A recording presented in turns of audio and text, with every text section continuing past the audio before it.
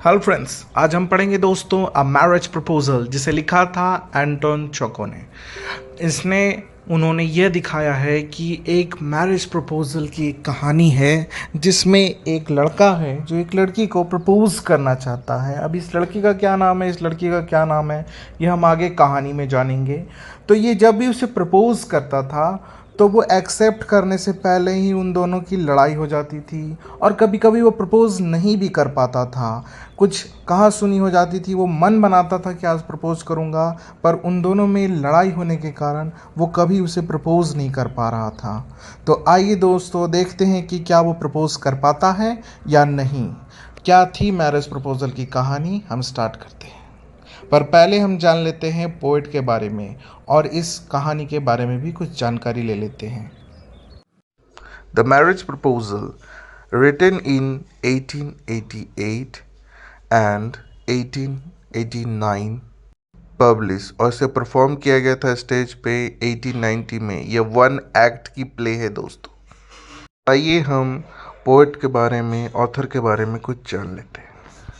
Writer का नाम है एंटोन चेखव, जिनका जन्म हुआ है 29 जनवरी और इनकी डेथ हो गई 15 जुलाई 1904 में।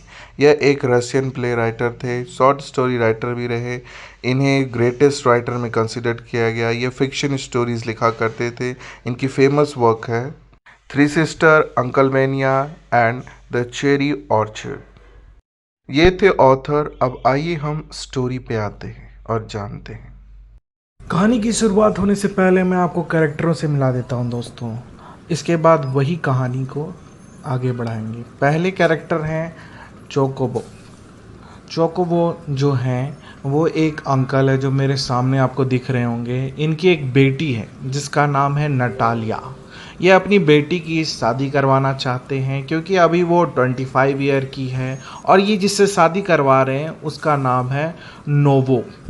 नोवो अच्छा लड़का है, पर उसे एक बीमारी है।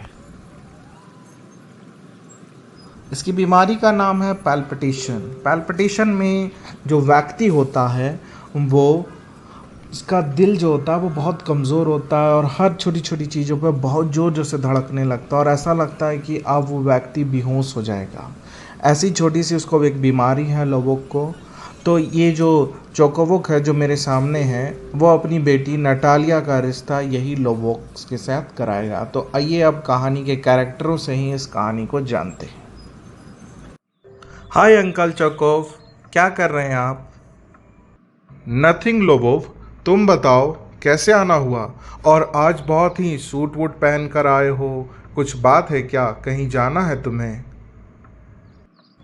कहीं जाना तो नहीं है, पर मुझे आपसे कुछ कहना है, पर पता नहीं कैसे कहूँ। मुझे अजीब सा लग रहा है। मैं आपसे कैसे बताऊँ कि मैं क्या कहना चाह रहा हूँ। मैं बहुत ही एक्साइटेड हूँ उस चीज़ को लेकर के, पर मैं आपको ये बता नहीं पा रहा हूँ कि कैसे मैं आपसे वो चीज़ पूछूँ। मुझे समझ नहीं आ रहा है। देखो लोव, मैं तुम्हें एक बात बता देता हूँ। मैं तुमसे पैसे वैसे अगर तुम मांगने आए हो तो मैं उधार नहीं दे सकता, क्योंकि मेरी हालत खुद ही ख़राब है। तो पैसे मत मांगना। बाकी तुम जो कहना चाहते हो बोलो, मैं सुनने के लिए तैयार हूँ। नहीं नहीं अंकल, मैं आपसे पैसे नहीं मांग रहा हूँ। मैं तो ये कह रहा हूँ कि मुझे एक बात कहनी थी आपसे कि मैं आपकी बेटी से प्यार करता हूँ और मैं उससे शादी करना चाहता हूँ। अगर आपको मंजूर हो तो आप कहिए कुछ। अरे लोमोव, तुम्हें ये कहना था, मैं बहुत ही खुश हूँ। मैं तो चाहता था कि तुम्हारी और नटालिया की शादी हो जाए। रुको, तुम बैठो, मैं उसे बाहर से अंदर भेजता हूँ। रुको रुको, मैं तुम्हें उसे बुला कर आता हूँ, रुको। कहीं मैंने जल्दीबाजी में कुछ गलत तो नहीं कह दिया अंकल को? नहीं, मैं अब सोच रहा हूँ कि मैं सेटल हो ही जाता हूँ। मेरी उम्र 35 साल हो गई है, और अब मैं परिवार निभाने के लिए तैयार हूँ, और मुझे शादी कर लेनी चाहिए। और नटालिया से अच्छा मेरे लिए कोई नहीं होगा। हाँ, नटालिया मेरे लिए सही होगी, क्योंकि नटालिया ना सिर्फ अच्छी लड़की है, बल्कि उसे काम काज भी आता है। वो एक मॉडर्न लड़की भी है, और वो मेरे परिवार को अच्छे से संभाल भी लेगी, उसे खाना वगैरह घर गृहस्थी भी अच्छी से आती है। तो मेरे लिए नटालिया ही सही लड़की रहेगी। मैं उससे प्यार भी करता हूँ। अरे आप आए हैं लोमोब साहब, मुझे लगा कि कोई और आया। पापा ने तो कहा डीलर आया है। मैं तो ऐसा ही जो पहनी हुई थी एप्रन वही चीज़ें पहनकर मैं आ गई। और आप तो बहुत ही बने ठने लग रहे हैं। कहीं जा रहे थे क्या? किसी से मिलना है या फिर कोई पार्टी वगैरह है? आप तो बहुत सुंदर लग रहे हैं। नटालिया जी, मैं आपसे कुछ कहना चाहता हूँ पर कैसे कहूँ, थोड़ा नर्वस हूँ। मैं बस इतना बताना चाह रहा था कि आपको पता है ना कि हमारे जो एंसेस्टर हैं वो बहुत अच्छे दोस्त थे। हमारे कई पीढ़ियों से यह दोस्ती चली आ रही है। और आपको ये भी पता होगा कि आपकी मदर और मेरे अंकल आंटी की काफ़ी अच्छा दोस्ती थी। और आपके फादर और मेरे फादर की भी अच्छी दोस्ती थी। और तो और आपका जो घर है वो भी मेरे घर के बगल में ही है। और आपकी जो ज़मीन है खेतों के अंदर ऑक्सन मेडोज, उसके बगल में हमारा भी तो कुछ ज़मीन है ना। तो हम तो दोस्त हुए। मैं आपकी सारी बातों से एग्री करती हूँ, पर मुझे लगता है कि ऑक्सन मेडोज हमारा है। आपका तो वहाँ पे कोई ज़मीन ही नहीं है।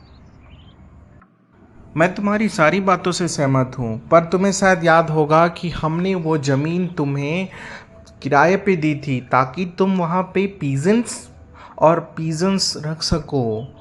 और तुम अब कह रहे हो कि वो मेरी है। देखो, मैं ये तो नहीं कहती कि वो ज़मीन के चक्कर में मैं तुमसे कुछ कह रही हूँ, पर मैं इनजस्टिस नहीं सहूँगी। जो सही है वो सही है। और वो ज़मीन हमारी है, तुम्हारी नहीं है। देखो नटालिया, वो ज़मीन मेरी है और मेरे पास उसके कागजात भी हैं। तो तुम ये सब कहना बंद कर दो कि तुमने हमें दी थी। वो हमारी ही ज़मीन है। मैं इसे प्रूव कर सकता हूँ नटालिया, मुझे मत सिखाओ। मैं जानता हूँ कि तुम झूठ बोल रही हो। वो तुम्हारे हैं ही नहीं, वो सब के सब हमारे हैं। और हमने तुम्हें दिया था, तुमने हमें नहीं। तुम क्या कहना चाहते हो? मैं झूठ बोल रही हूँ? मैं झूठ बोल रही हूँ? मैं तो तुम्हें पहले से जानती थी, तुम एक नंबर के झूठे हो। और पेपर का क्या है, वो तो कहीं भी बनाए जा सकते हैं और तुमने भी शायद किसी से बनवा लिया, पर वो हमारे हैं। रुको, मैं अपने फादर को बुलाती हूँ और फिर इसका फैसला होगा। पापा, अच्छा हुआ आप आ गए। देखिए ना, लोकोमोव हमेशा अपनी ही मनमानी करते रहता और ये झूठ बोल रहा है कि इसके पास ये ज़मीन है। ये हमारी ज़मीन है, इसे समझाइए। ये अजीब टाइप का बिहेव करता है, इसलिए मुझे ये बिल्कुल पसंद नहीं है। ये झूठ बोल रहा है कि इसकी है सारी ज़मीन। हाँ बेटी, तुम सही बोल रही हो। ये ज़मीन तो हमारी ही है। इसका पूरा फैमिली ही ऐसी है। हमेशा इसमें प्रॉब्लम होती है। रुको, मैं ऐसे बात करता हूँ। लोकोमोव, तुम लोग कभी सुधरोगे कि नहीं? तुम्हारी फैमिली हमेशा से ऐसे ही झगड़ालू रही है और अजीब टाइप का बिहेव करती हो। हर टाइम तुम लड़ते रहते हो और तुम्हारी फैमिली भी। क्या तुम लोग सीखोगे ये सब चीज़? माफ़ कीजिएगा चोकोबो अंकल, आपकी फैमिली तो और भी सुधरी हुई है। हमेशा जेल जाया करती थी, इतनी सुधरी फैमिली है। और हमेशा झूठ बोलते हैं आप लोग। अच्छा, हमारी फैमिली ऐसे थी तो तुम्हारे फादर तो बेवड़े थे, तुम्हारे ग्रैंडफादर भी बेवड़े थे। और तुम्हारी जो आंटी थी वो तो किसी के साथ भाग गई थी। तुम्हें शायद नहीं पता क्या? अपनी माँ को नहीं देखा क्या? वो तो कुबड़ी थी, कुबड़ी। क्या बोला तुमने लोकोमोव? तुम्हारी ये मजाल, तुम मेरी माँ के बारे में बोलोगे? मैं तुम्हें छोड़ूंगा नहीं। तुम एक नंबर के निहायती बेवकूफ़ बेवकल लड़के हो। मुझे तुमसे बात करने में भी गुस्सा आ रहा है। मन करता है एक चाटा खींच के दे दूं तुम्हें। हाँ, तो मैं भी यहाँ कौन सा रहना चाहता हूँ। सब लोग कमीने हैं। मैं यहाँ नहीं रहना चाहता। मैं जाना चाहता हूँ यहाँ से। मुझे बाहर जाना है। मैं जा रहा हूँ। दो वर्ड तो बोल नहीं पाते हो और मुझसे लड़ोगे? हाँ, निकलो यहाँ से। निकलो मेरे घर से। तुम्हारी कोई ज़रूरत नहीं है यहाँ पे। एक नंबर की निहायती बैल हो तुम। निकलो यहाँ से। इसकी ज़रूरत तो देखो बेटी, ये सुबह ये कह रहा था कि मैं आपकी बेटी से शादी करूंगा, और आज भी ये ऐसे बोल बोल के लड़ रहा है। ये कैसा गिरा हुआ लड़का है। ऐसे लड़के से मैं तो बिल्कुल भी तुम्हारी शादी नहीं करूंगा। क्या वो मुझसे शादी करने के लिए आया था? वो मुझे पसंद करता है। लोगों वो मुझसे पसंद करता है, मुझे कुछ कहा क्यों नहीं उसने? पापा आप जल्दी जाइए और उसे बुला लीजिए, मैं भी उससे बहुत पसंद करती हूँ। हे भगवान, मुझसे क्या हो गया? मैंने उसे क्यों इतना गुस्सा दिलाया? पापा प्लीज़ आप जाइए और उसे बुला कर लेके आइए। पता नहीं मेरी बेटी को क्या हो जाता है, कभी गुस्सा होती है, कभी खुद ही लड़ती है, और फिर मुझे बोलती है कि मैं उससे लड़ रहा था। ठीक है, रुको, मैं उसे मना कर लाता हूँ। आइए आइए मोकूफ जी, मुझे पता ही नहीं था आप किस लिए आए हैं। बैठिए बैठिए बैठिए, आपकी सांसें फूल रही है। ये लीजिए पानी पी लीजिए। आप काफ़ी ज़्यादा थकी से महसूस हो रहे हैं मुझे। ये सब तो ठीक है, पर मैं तुम्हें एक बात बता दूं, वो ऑक्सिया मेडोज जो है वो ज़मीन हमारी ही है। प्लीज़ ऐसा मत बोलना कुछ। अच्छा अच्छा, आप ही की है वो ज़मीन। पर हम कुछ और बातें करते हैं, ये सब क्या ज़मीन वगैरह लेकर हम बैठ गए। अब मैं पूछना चाह रही थी कि अभी तो हंटिंग का सीज़न चल रहा है, तो क्या आप हंटिंग में जाना पसंद करेंगे या फिर जाने वाले हैं? इस सीज़न में सोच तो रहा था कि मैं जाऊंगा, पर क्या बताऊं नटालिया, मेरा जो कुत्ता है वो थोड़ा बीमार सा हो गया और मुझे ये लगता है कि पता नहीं वो जा पाएगा कि नहीं। इसीलिए मैं भी सोच रहा हूँ कि जाऊं कि नहीं हंटिंग पे। उसका जो पैर है वो भी टूट गया है और मेरा कुत्ता अब दौड़ नहीं पा रहा है, तो वो हंटिंग कर पाएगा भी कि नहीं। तुमको पता है नटालिया, मैंने अपने कुत्ते को 100 रूबल्स में ख़रीदा था, पर मुझे इसका कोई संकोच नहीं, क्योंकि ये बहुत ही अच्छा कुत्ता है। मैं तो ये सोचता हूँ कि मैंने इसके कम पैसे दिए हैं 100 रूबल। इसकी कीमत तो और होनी चाहिए, ये बहुत ही वफादार कुत्ता है। 100 रूबल्स? मैंने तो अपने कुत्ते को सिर्फ 85 रूबल्स में ख़रीदा है। आपको नहीं लगता कि आपने कुछ ज़्यादा ही पैसे दे दिए इसके?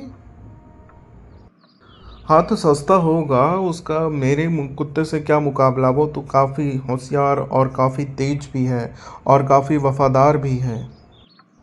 ऐसा नहीं है लोकोमो, तुम्हारे कुत्ते से कहीं ज़्यादा मेरा कुत्ता अच्छा है। और तो और वो सुंदर भी है मेरी तरह, और काफ़ी ज़्यादा तेज और फुर्तीला भी है। और वफादारी तो पूछो मत, मेरे कुत्ते की इतनी अच्छी है। तुम्हारे कुत्ते से कहीं ज़्यादा बेहतर है मेरा कुत्ता। और तुम्हें लगता है कि तुम्हारा कुत्ता बेहतर है? तुम कुछ नहीं जानते। पूरे एरिया में ये पता है कि मेरे कुत्ते से ज़्यादा अच्छा कोई कुत्ता हो ही नहीं सकता। ये तुम्हारा वहम है नटालिया, मेरे कुत्ते में बहुत सारे गुण हैं और वही बेस्ट है। तुम कभी नहीं सुधरोगे। तुम्हें बोल रही हूँ ना, मेरा कुत्ता अच्छा है और सिर्फ मेरा कुत्ता अच्छा है। तुम्हारा कुत्ता का इस कुत्ते से कोई मुकाबला नहीं है। मेरा लीव बहुत ही सुंदर और बहुत ही अच्छा है, बस मैं यही कहना चाहती हूँ। क्या हुआ, तुम लोग फिर से क्यों लड़ने लगे? तुम लोग फिर से क्यों लड़ रहे हो बच्चों? अच्छा आप बताइए पापा, हमारा कुत्ता लीव बेटर है या इनका कुत्ता गैस? आप ही बताइए, हमारा कुत्ता बेस्ट है ना? हाँ बेटा, ये भी कोई पूछने की बात है, हमारा कुत्ता ही बेस्ट है। ये तो बेवकूफ़ है, बेवकूफ़, इसका कुत्ता भी बेवकूफ़ है। तुम्हारा कुत्ता ठीक ही है लोमोव, पर एक बात बता दूं कि तुम्हारा कुत्ता बूढ़ा हो चुका है। वो शिकारी ठीक ही था, पर उसका जो निचला जबड़ा वो काफ़ी ज़्यादा कमज़ोर है, इसलिए वो अपने शिकार को भी नहीं पकड़ पाता है अच्छे से। तो तुम्हारा कुत्ता बेस्ट कहाँ से हो गया? हमारा कुत्ता ही बेस्ट है। कोई बात नहीं, तुम्हारे कुत्ता भी ठीक ठाक ही है। आपका वहम ठीक है अंकल, पर आपको शायद याद नहीं हो, पिछली बार जो रेस हुई थी उसमें मेरे कुत्ते ने उसके कुत्ते को भी हरा दिया था जो वहाँ पे चैंपियन था, जिसके कुत्ते का नाम था कौंड का कुत्ता भी कुछ नहीं कर पाया था मेरे गेस्ट के सामने, और आपका लीव तो पता नहीं कहाँ दुबका पड़ा था, और उस हंटिंग में तो मेरे कुत्ते ने ही बाजी मारी थी। तो आपके लीव में तो उतना दम ही नहीं है कि वो मेरे कुत्ते से मुकाबला कर सके। लोकोमोव सर, तुम्हें याद नहीं होगा कि उस बार मोटर ने अपने कुत्ते को मारा था, इसलिए वो थोड़ा धीरे चल रहा था। और तुम्हारा कुत्ता तो इसलिए जीत गया क्योंकि उसने अपने कुत्ते को मारा था और वो इंजर्ड हो गया था, उसके पैर में चोट था, वरना तुम्हारा कुत्ता कहाँ से जीत पाता। चलिए, हमारा कुत्ता तो कम से कम रेस में पार्ट तो लेता है, आपका कुत्ता लीव तो एक बार लोमड़ियों को भगाने के छोड़ के सीप को ही काटने लगता है। इतना बेवकूफ़ है आपका कुत्ता, आपका ही नुकसान करने लगा था। शायद आपको याद नहीं होगा अंकल। चुप रहो लोकोमोव, तुम्हें जरा सा भी अक्ल नहीं है कि इससे कैसे बातें करते हैं। बेवकूफ हो तुम।